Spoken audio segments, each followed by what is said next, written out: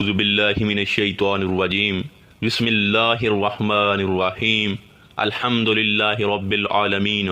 والعاقبۃ للمتقین والصلاۃ والسلام علی رسولہ محمد وآلہ واصحابہ واہل بیتہ اجمعین۔ ہمارا آج کا موضوع خاص مرشد کی 4 اقسام پر ہے: مرشد شریعت، مرشد طریقت، مرشد حقیقت اور مرشد معرفت۔ سامعین کرام، ہم آج کی اس ویڈیو میں آپ سب کی خدمت میں پیش کریں گے کہ مرشد شریعت، طریقت، حقیقت اور مرشد معرفت کون ہوتا ہے، ان میں فرق کیا ہوتا ہے اور ایک طالب کو کس مرشد سے رجوع کرنا چاہیے۔ سامعین محترم، آج کا یہ موضوع انتہائی سمجھنے سے تعلق رکھتا ہے،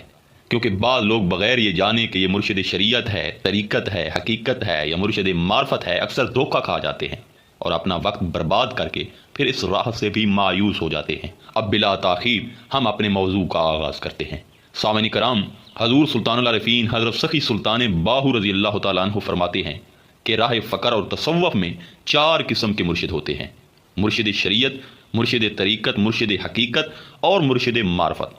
آپ فرماتے ہیں کہ مرشد شریعت وہ ہوتا ہے جو طالب کو اسلام کے بنیادی ارکان یعنی کلمہ، نماز، روزہ، حج، مال کی زکوٰۃ وغیرہ کی حقیقت سمجھاتا ہے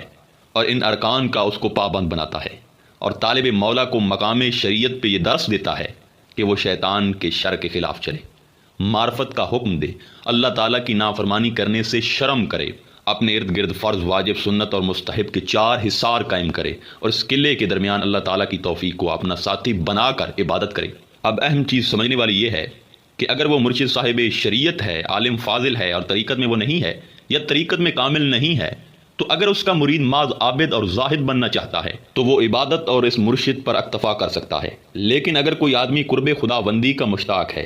اور طلب الہی رکھتا ہے، اللہ کا طالب ہے، تو پھر اس طالب کو اگلے درجے کے مرشد طریقت کی ضرورت پیش آئے گی، کیونکہ جو مرشد صرف شریعت کا درس دے مگر طریقت یعنی باطن سے بے خبر ہو تو پھر یہاں کام نہیں بننے والا۔ حضرت سخی سلطان باہو سرکار فرماتے ہیں کہ جب تم کسی ایسے فقیر کو دیکھے جو زہد و تقوی، ریاضت، چلہ کشی اور عبادت میں تو بہت محنت کرتا ہے مگر باطن سے بے خبر ہے، تو سمجھ لو کہ وہ گمراہی کے بیابان میں بھٹک رہا ہے۔ اب مرشد طریقت کون ہوتا ہے؟ دیکھیں، حضور سلطان العارفین رضی اللہ تعالیٰ عنہ فرماتے ہیں کہ مرشد طریقت وہ ہوتا ہے جو طالب کی گردن میں اللہ کی بندگی کا طوق ڈال کر اسے دونوں جہاں سے بے نیاز کر دے۔ سامعین کرام، دراصل مرشد کامل، مرشد طریقت طالب کے باطن کو پاکیزہ بنانے کے لیے سالک کی تربیت اس طریقہ سے کرتا ہے کہ اس کو دنیا کی حقیقت معلوم ہو جاتی ہے، اور یہ مرشد طریقت اس کی روح کو دیدار کا سبق پڑھاتا ہے، اور روح قدسی جب اللہ کے دیدار کی لذت پا لیتی ہے تو دنیا کے فانی اور وقتی لذات اس کے لیے بے معنی ہو جاتے ہیں، اور انہیں پانے کی تگ و دو کرنے کی بجائے وہ روح اللہ کا زیادہ سے زیادہ قرب حاصل کرنے کی کوشش کرتی ہے، اور یہاں طالب کے دل سے مال و زر کی ہوس نکل جاتی ہے۔ اللہ کی رضا کے سامنے دنیا کی ہر شے اسے ہیچ نظر آنے لگتی ہے۔ وہ اللہ کی رضا کی خاطر عاجزی و انکساری اختیار کرتا ہے، اور اللہ کی محبت اسے دنیا کی خواہشات سے نجات دلا کر دوسروں کی محتاجی سے خلاصی عطا کرتی ہے، اور وہ اپنے رب کے سوا نہ کسی سے کوئی توقع رکھتا ہے نہ کچھ طلب رکھتا ہے، بلکہ اس کی عاجزی و انکساری اور اللہ پر اس کا مکمل توکل اسے ہر حال میں اپنے رب سے راضی رہنا سکھا دیتا ہے۔ وہ نہ صرف لالچ اور حرص سے نجات حاصل کرتا ہے بلکہ وہ اپنے رب کے سوا کسی غیر کا خوف بھی دل میں نہیں رکھتا۔ یوں اسے کوئی طاقت غلط کام کرنے پر مجبور نہیں کر سکتی،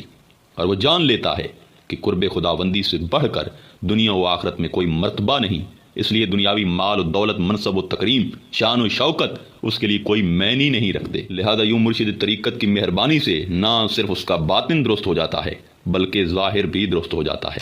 آگے ہے مرشد حقیقت۔ سامعین کرام، حضور سلطان العارفین فرماتے ہیں کہ مرشد حقیقت وہ ہے جو طالب کو جان باز بنا کر اپنے ہاتھوں سے اپنی جان لینا سکھا دیتا ہے۔ سامعین کرام، مرشد حقیقت طالب کو اپنے رب کے وصال کا سبق دیتا ہے،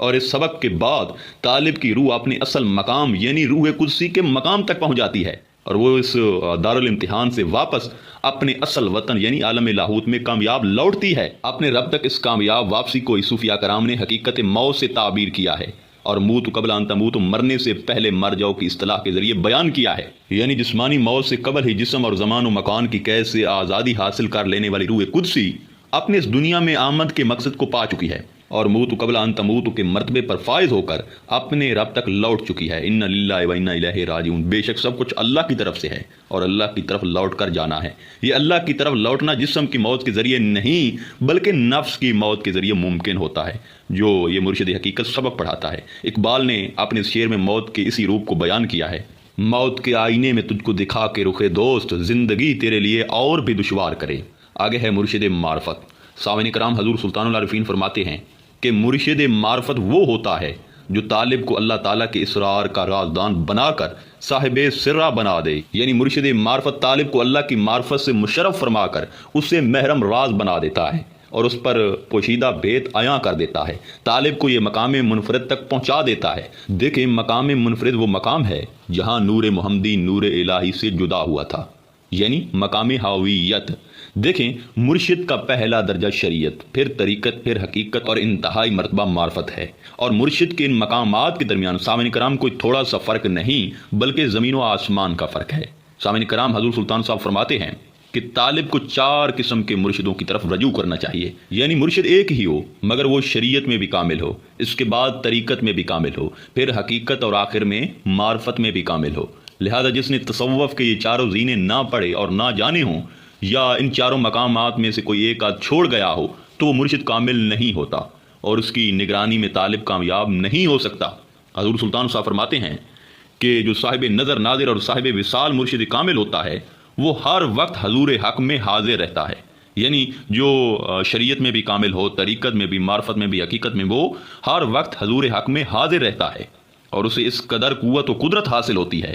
کہ وہ 1000 کوس کے فاصلے سے اپنے طالب کو جذب قلب کے ذریعے اپنے پاس حاضر کر لیتا ہے اور اسے ایک ہی نظر میں مقام شریعت و طریقت و حقیقت و معرفت طے کرا کے اسے حضور حق میں پہنچا دیتا ہے، اور طالب ہمیشہ کے لیے راہ حق پر گامزن ہو جاتا ہے، اور یہ وہ راہ ہے جسے صاحب نظر اور صاحب وصال مرشد اور منظور نظر طالب کے سوا کوئی نہیں جانتا۔ آخر میں دعا ہے کہ اللہ تعالیٰ آپ سب پہ کرم فرمائے اور آپ سب کو مرشد کامل عطا فرمائے، اور جن کو مرشد کامل ملا ہوا ہے ان کو مرشد سے کچھ حاصل کرنے کی توفیق عطا فرمائے۔ انشاءاللہ تعالیٰ ملتے ہیں ایک نئے موضوع میں، تب تک اللہ نگہبان۔